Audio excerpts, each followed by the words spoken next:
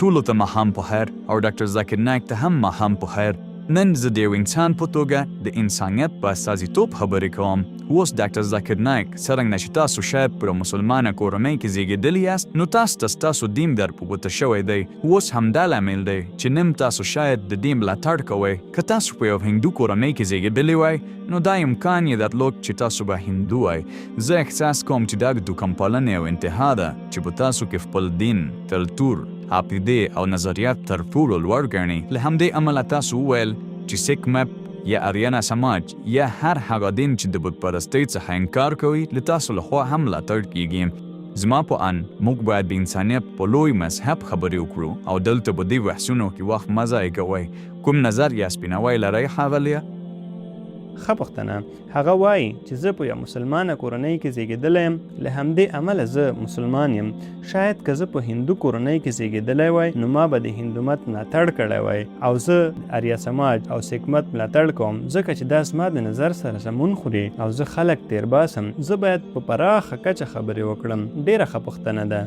وروره زه در سره موافق یم. تر 19 کلنۍ پورې زه مسلمان وم، یوازې ځکه چې زما پلار مسلمان و. د 19 کلنۍ وروسته کله چې ما د مذهبونو د پرتله کولو مطالعه پیل کړه، اوس زه په خپله خوښه مسلمان یم او په ما باور وکړه که تاسو ماته د اسلام څخه کوم بل غوره دین په ګوته کولی شئ، زه نن هم د هغه دین منلو ته چمتو یم.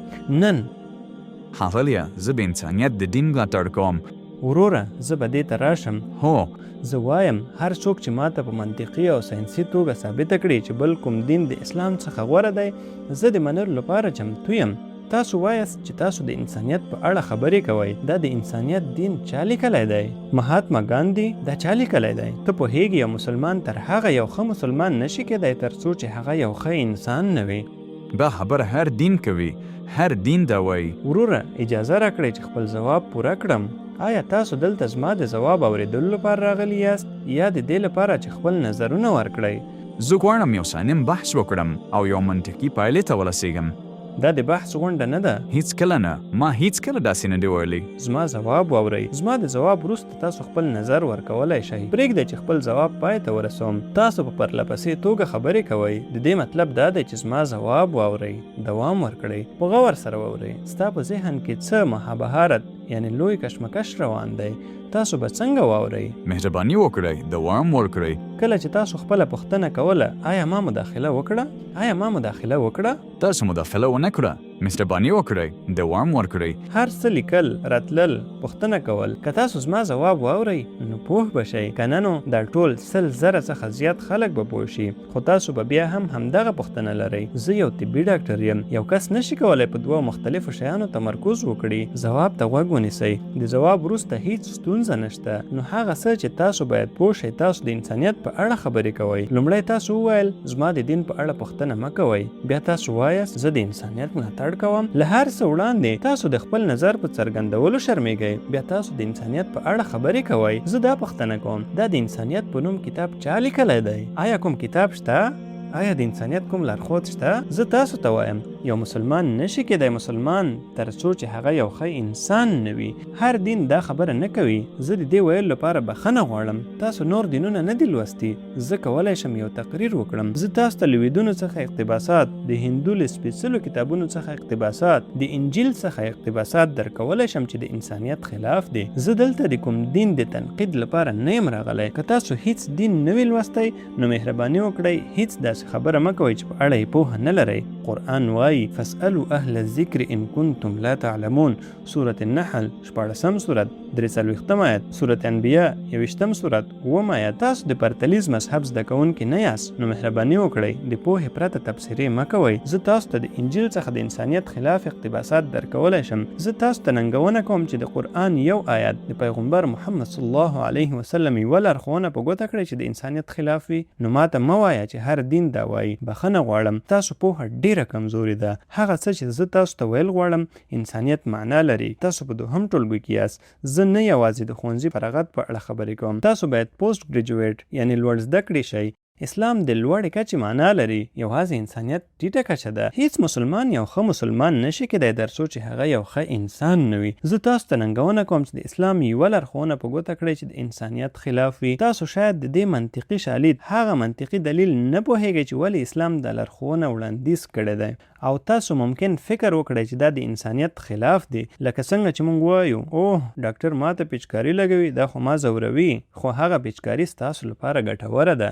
نه، ډاکټر زما خېټه پرې کوي، هغه ستا د ژوند ژغورلو لپاره ستا خېټه پرې کوي. نو ډاکټر پوهیږي، تاسو نه پوهیږئ. که زه 2 انتخابونه لرم، سم ده، د 2م یا 3م ټولګي پاس کولو یا پوسټ ګریجویټ کول، زه به پوسټ ګریجویټ ته ترجیح ورکوم. ولې یوازې 2م او 3م ټولګی؟ انسانیت ښه دی، خو اسلام له هغه څخه ډیر لوړ دی. ستاسو د پوښتنې په اړه زه د اسلام ملاتړ کوم، ځکه چې زه په مسلمانه کورنۍ کې زیږېدلی یم. ما تاسو ته وویل زه تاسو ته چیلنج کوم، که تاسو څوک ما ته کوم بل دین ثابت کړي.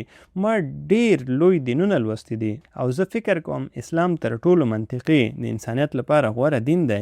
دا یوازینی دین دی چې د انسانیت لپاره حل لاره ده. الله تعالی په سورة العمران کې وایي، 3م سورت 19 آیت، ان الدین عند الله الاسلام. یوازینی دین چې د لوی څښتن په نزد منلو وړ دی اسلام دی. او ستاسو د معلوماتو لپاره ستاسو دلیل ډیر کمزوری دی. آیا تاسو پوهیږئ چې د نړۍ له بیلابیلو برخو څخه له 10 څخه د زیاتو علماو څخه چې موږ لرو، له 10 څخه ډیر په مسلمانه کورنۍ کې نه وو زیږېدلي؟ آیا تاسو په دې پوهیږئ؟ زه غواړم چې تاسو دې پوښتنې ته ځواب ورکړئ. آیا تاسو په دې پوهیږئ؟ هو یا نه؟ نو د دې معنا دا ده چې ټول دلیل له منځه ځي. له 10 تنو څخه چې د نړۍ له بیلابیلو برخو څخه خبرې کوي، له 10 څخه ډیر له امریکا څخه دي، 4 له کاناډا څخه دي، یو څو له بریتانیا څخه دي، موږ له مالیزیا څخه هم علما لرو، موږ له سعودي عربستان، متحده عربي اماراتو، سومالیا، سودان څخه یو څو لرو، او له 10 څخه ډیر په غیر مسلم کورنیو کې زیږېدلي وو. ځینو په تنکۍ ځوانۍ کې اسلام ومنو، ځینو په 20 کلنۍ کې اسلام ومنو، ځینو په 30 کلنۍ کې، او الله دوی ته یوه ورځ ورکړه. دوی په خپله خوښه مسلمانان دي. نو ستاسو دا منطق چې ځکه موږ په مسلمانه کورنۍ کې زیږېدلي یو، له همدې امله زه د اسلام ملاتړ کوم. دا خلک په مسلمانه کورنۍ کې نه وو زیږېدلي، دوی په عیسوي کورنیو کې زیږېدلي وو، دوی په غیر مسلم کورنۍ کې زیږېدلي وو، بیا هم دوی د اسلام ملاتړ کوي. ولې؟ ځکه چې دوی مطالعه کړې ده، دوی نور دینونه مطالعه کړي او دوی موندلې چې اسلام د ژوند غوره لاره ده. هغه څه چې زه له تاسو غوښتنه کوم، تاسو انسانیت مطالعه کړئ او اسلام مطالعه کړئ او هڅه وکړئ چې ومومئ چې په اسلام کې کوم ټکی د انسانیت خلاف دی.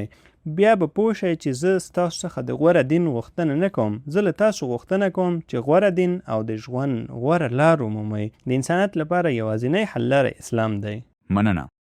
د اولادونو تربیت په هغه وخت کې موږ تاسو ته سختیږي چې کله موږ تاسو په غیر اسلامي ټولنه کې ژوند کوو. مور او پلار د دې خبر نه وي چې زموږ اولادونو ته په مکتب یا په ښوونځي کې یا په پوهنتون کې یا په انسټیټیوټ کې څه تدریسیږي. چې کله هم ستاسو اولادونه له دغسې محیط کې ژوند کوي، نو تاسو راځئ قرآن کور انلاین اکاډمي ته. دلته به د قرآن کور انلاین اکاډمي درسي مواد، کریکولم، هر څه په دغه ویب سایټ کې تاسو اول مطالعه. انشاءالله اولادونه به داسې درته روزو څنګه چې په مکتب یا ښوونځي کې هغوی سره کوشش کېږي، همداسې به په دغه اسلامي اکاډمي کې موږ هم داسې کوشش ورسره کوو تر څو پورې دغه زموږ او ستاسو اولادونه داسې وروزو چې په آینده کې موږ او تاسو د ملامتیا ګوته ځان ته ونه نیسو. همدا اوس په دغه نمبر موږ سره اړیکه کې شئ. انشاءالله ستاسو اولادونه به داسې تربیه کوو چې تاسو به خوشحاله